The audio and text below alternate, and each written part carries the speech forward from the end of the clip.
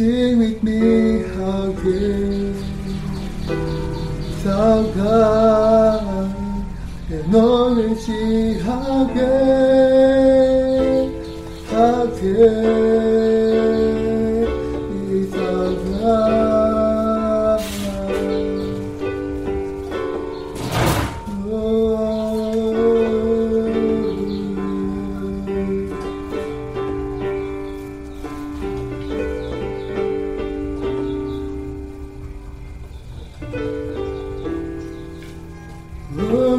See how great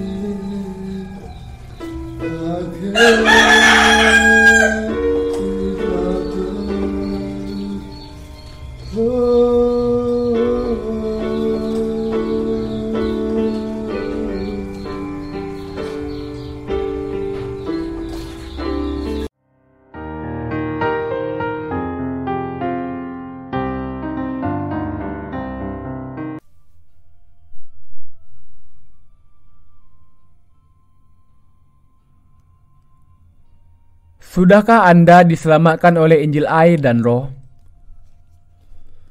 Wahyu 2 ayat 18-29. Jemaat Tiatira melayani pekerjaan Allah dengan kasih dan kesabaran, dan pekerjaannya semakin lama semakin bertambah baik. Tetapi pada saat yang sama, jemaat itu juga jemaat yang terkena wabah nabiah palsu. Kesalahannya, dengan kalimat lain, adalah bahwa ada anggotanya yang ditipu oleh nabiah palsu yang belum bertobat dan melakukan penyembahan berhala serta perjinahan. Tuhan kemudian menuntut kepada jemaat Tiatira supaya mereka bertobat dan berpegang kepada iman mereka yang semula sampai kepada akhirnya. Tuhan juga berjanji bahwa mereka yang mempertahankan iman mereka sampai akhir akan diberinya kuasa atas bangsa-bangsa dan bintang timur. Baal Izebel. Izebel adalah seorang imam bangsa lain yang membawa serta dewa kekafirannya, Baal, ke Israel ketika ia menjadi istri Raja Ahab. 1 Raja-Raja 16 ayat 31. Baal adalah dewa kekafiran untuk menyembah matahari, dewa bangsa Fenisia yang disembah oleh manusia dengan tujuan untuk mendapatkan kekayaan. Patung dewa ini dipahat dan disembah, di mana pengikutnya kemudian berdoa meminta kemakmuran di dalam keluarga dan di tanahnya. Ini sama saja dengan praktek penyembahan kekafiran yang bisa kita temukan di berbagai penjuru dunia. Sebagai contoh, memuja batu yang besar sebagai sesuatu yang ilahi dan menyembahnya serta sebagai dewa adalah praktek yang umum dilakukan orang kafir yang menyembah unsur-unsur alam. Praktek keagamaan yang demikian dipegang oleh mereka yang mengikuti panteisme.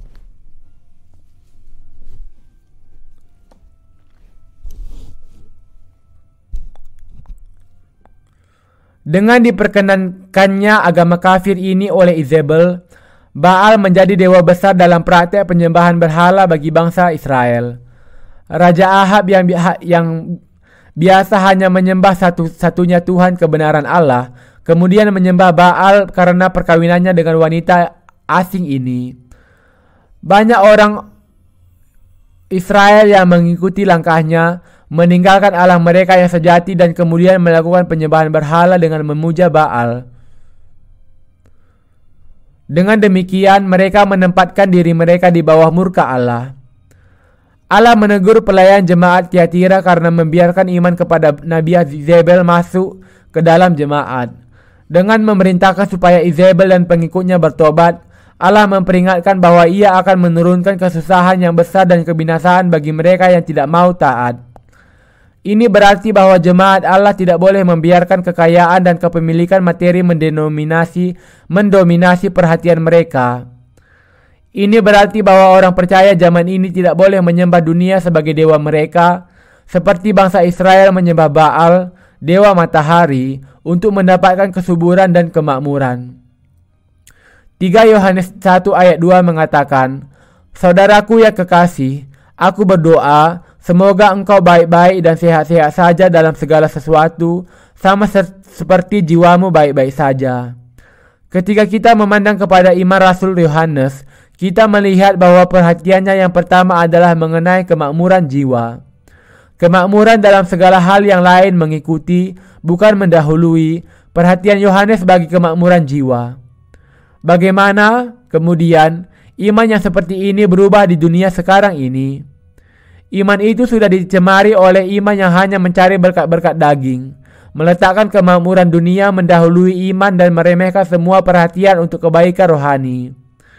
Banyak orang percaya kepada Yesus bukan untuk memperkaya jiwa mereka, tetapi hanya untuk memperkaya dagingnya terlebih dahulu.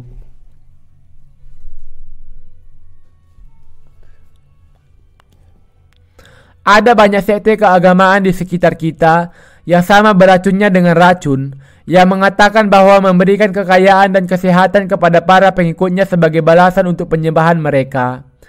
Penyembahan Baal oleh Izebel adalah seperti itu. Orang-orang yang mengikuti sekte yang demikian hanya untuk mengejar kemakmuran dan kesuburan daging mereka sendiri. Di gereja dilahirkan kembali zaman ini, ada beberapa yang mungkin berusaha menampung iman Izebel untuk mengembangkan anggota mereka. Tetapi pemikiran seperti itu adalah sama dengan meletakkan patung berhala di dalam bait Allah. Izebel membawa patung kekafiran Baal bukan hanya ke Israel tetapi juga bahkan ke dalam bait Allah. Imannya begini mengejar kemakmuran daging dan keuntungan dunia, sementara pada saat yang sama tidak melalaikan pengampunan dosa di dalam Yesus. Itu sama salahnya dengan penyembahan berhala tepat di hadapan mata Allah sendiri. Gereja zaman sekarang ini di seluruh dunia mengkhotbahkan Yohanes 1 ayat 29 dengan mengatakan, segala dosa Anda sudah diselesaikan karena Yesus sudah menanggungnya di kayu salib. Mereka sudah menjadikan baptisan Yesus hanya sekedar sebagai tambahan saja dan mengatakan bahwa keselamatan hanya diperoleh melalui kepercayaan dalam taraf tertentu kepada Yesus, meskipun mereka tidak percaya kepada baptisannya. Tetapi baptisan yang diterima Yesus Kristus dari Yohanes bukanlah sekedar pilihan yang bisa dengan bebas kita masukkan ke dalam iman atau tidak. Memperlakukan dan mengajarkan baptisan Yesus hanya sekedar sebagai tambahan Injil sama saja dengan memuja Baal. Mengapa kemudian orang-orang ini memberitakan Injil tanpa baptisan Yesus? Hal itu karena pengharapan mereka tidak ditemukan di dalam kerajaan Allah, tetapi di dalam kekayaan dunia ini. Orang-orang dengan iman yang seperti ini tepat sama dengan mereka yang menyembah dewa kekafiran Baal. Mereka yang semula percaya kepada Injil air dan roh sebelumnya, tetapi sekarang hanya mewartakan darah di kayu salib, harus menyadari bahwa mereka melakukan dosa yang sangat besar yang sama dengan penyembahan kepada dewa Baal.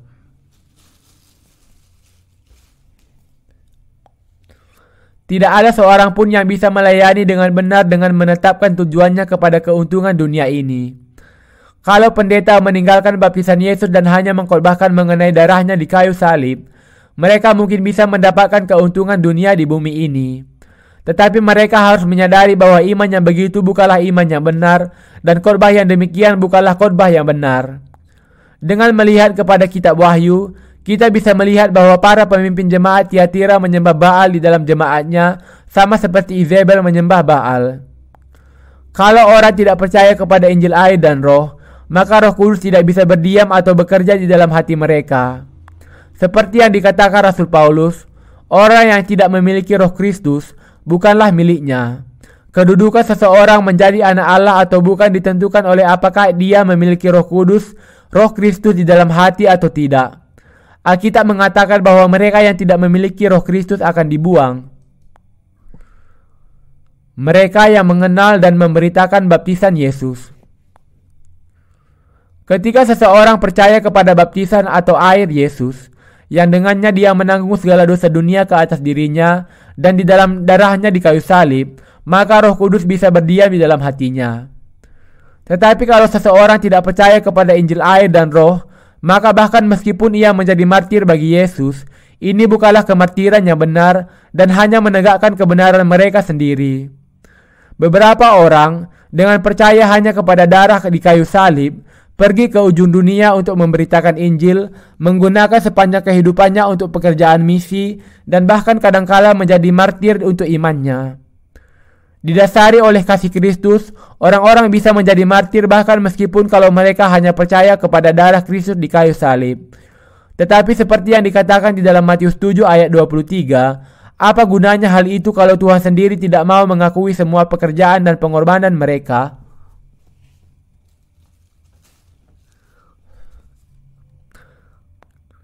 Tidak peduli bagaimana semangat dan setianya mereka memberitakan Injil, seperti contohnya yang dilakukan para misionaris Mormon. Karena mereka tidak memberitakan Injil air dan Roh, iman mereka dan semua upaya mereka akan menjadi sia-sia. Allah menegur pelayan jemaat Tiatira karena ia sudah mengizinkan para pengikut iman Izebel untuk muncul di dalam pemimpin di dalam gereja dan membiarkan pertumbuhan mereka. Ada banyak pemimpin keagamaan di zaman sekarang ini yang sama seperti itu, yang berusaha mendustai banyak jiwa. Di dalam kelahiran Kristus, baptisannya, salibannya, kematiannya, kebangkitannya, dan kenaikannya, di dalam semuanya ini, gereja Allah yang benar harus memiliki iman yang benar dan menyebarkan Injil yang benar. Iman mereka kemudian menjadi tidak ada gunanya. Pengajaran nabi palsu bahwa supaya mereka diselamatkan sudah cukup hanya dengan percaya kepada darah Kristus di kayu salib tanpa menyadari kepentingan baptisannya. Karena mereka meninggalkan kebenaran air, kekristenan sudah dicemarkan dan dibelokkan hanya sekedar menjadi salah satu dari agama dunia. Inilah sebabnya kekristenan tidak lagi bisa membawa keselamatan kepada semua manusia di dunia ini. Tanpa baptisan Yesus dan darahnya di kayu salib, kekristenan sudah berubah hanya sekedar menjadi agama yang menekankan mengenai etika dan moral dunia. Di Eropa dan Amerika Utara, di mana mayoritas penduduknya adalah Kristen, agama-agama timur sekarang cukup digemari. Mengapa? Karena kekristenan yang berpusatkan kepada agama tidak bisa memberikan pengampunan dosa dan iman yang benar kepada Allah. Dan kemudian banyak orang yang tertarik oleh sifat mistik dari agama timur dan berpikir bahwa agama itu memberikan alternatif yang lebih baik daripada agama barat.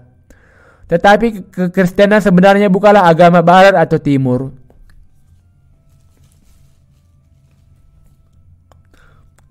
Sekarang adalah saatnya untuk kita mempertimbangkan mengenai Injil air dan Roh dan keadaan kekristenan zaman ini. Kita perlu bertanya dan berpikir apa sebabnya kekristenan sudah begitu dicemarkan sampai kepada keadaan seperti sekarang ini. Dan mengapa kekristenan zaman ini menjadi tidak berharga dan mengganggu dalam pandangan beberapa orang. Jawabannya ditemukan di dalam Injil air dan Roh. Percaya kepada Yesus tanpa mengenal Injil air dan Roh adalah seperti menyembah Baal tepat di depan mata Allah sendiri. Yang paling jahat di hadapan Allah adalah menolak untuk percaya kepada Injil air dan Roh sebagai kebenaran keselamatan yang sejati.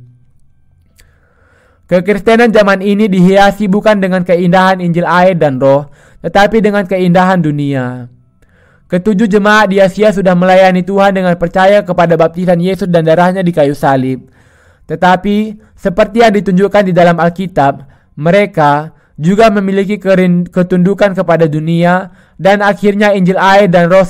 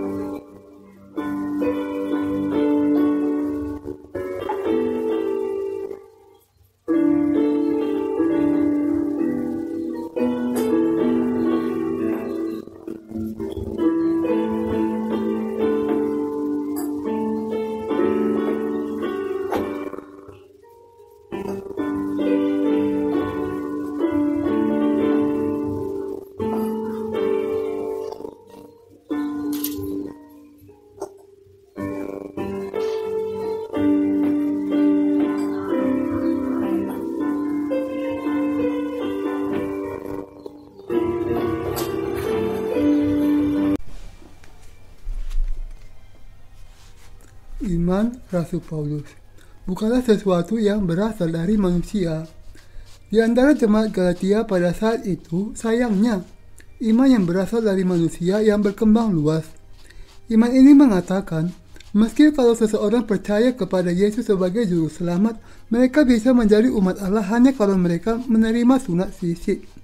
Ini pengajaran palsu yang sepenuhnya bertolak belakang dengan Injil kebenaran, yang mengatakan bahwa hanya dengan percaya kepada Injil air dan roh saja manusia bisa menerima pengampunan dosanya dan menjadi umat Allah.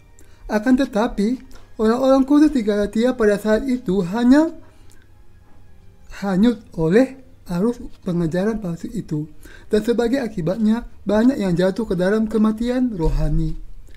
Sampai sekarang, fenomena yang sama banyak terjadi di antara orang-orang Kristen di seluruh dunia, bahwa kita dilahirkan kembali dan menjadi anak-anak Allah bukanlah karena ketaatan terhadap Taurat.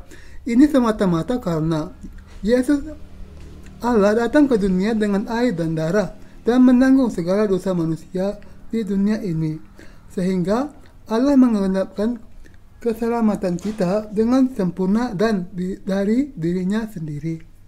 Sehingga barang siapa yang percaya kepada Injil ini bisa dilahirkan kembali dan menjadi anak-anak Allah. Iman yang benar tidak berasal dari kepercayaan kepada doktrin doa pertobatan yang salah yang berasal dari pemikiran manusia sendiri, tetapi hal itu didapatkan kalau seseorang percaya kepada Injil air dan roh. Namun meski demikian, orang Kristen yang tak terhitung banyaknya dari seluruh dunia tidak mengikuti kebenaran dan hanya mengikuti doktrin doa pertobatan yang berasal dari manusia sendiri yang mengakibatkan kematian rohani bagi mereka. Demikian, iman yang mengajarkan doktrin doa pertobatan di dalam kekristenan modern ini adalah sama dengan iman para pengajar sunat pada zaman gereja mula-mula. Doktrin doa pertobatan zaman ini yang mengatakan bahwa seseorang bisa dibasuhkan dari segala dosanya dengan menaikkan doa pertobatan, bukanlah doktrin yang berasal dari Allah.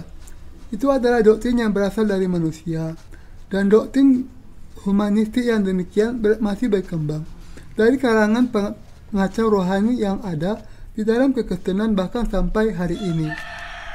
Para pendeta itu mengatakan, sekarang setelah saya menaikkan doa pertobatan, hati saya merasa puas, dan saya sudah dibasuhkan dari segala dosa. Mereka juga mengajar jemaat mereka bahwa seseorang disucikan untuk menerima keselamatan hanya kalau ia menaikkan doa pertobatan setiap hari. Akibatnya, sayangnya, mereka hanya seperti orang buta yang menuntun orang buta, dan mereka akan jatuh ke dalam apa yang mereka api neraka bersama-sama.